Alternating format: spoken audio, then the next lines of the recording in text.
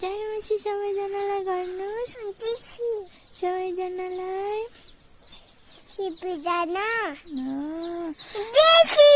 जयमसी नमस्कार पनि गर्नु अलि मजाले नमस्कार के गर्नु भएको त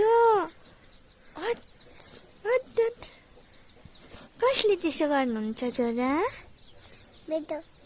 छोराको नाम के हो नानी हो अनि तपाईको नाम भन्नुस् न त मामुको नाम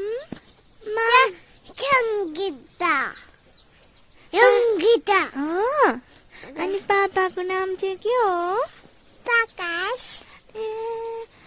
अनि तपाईको नाम के हो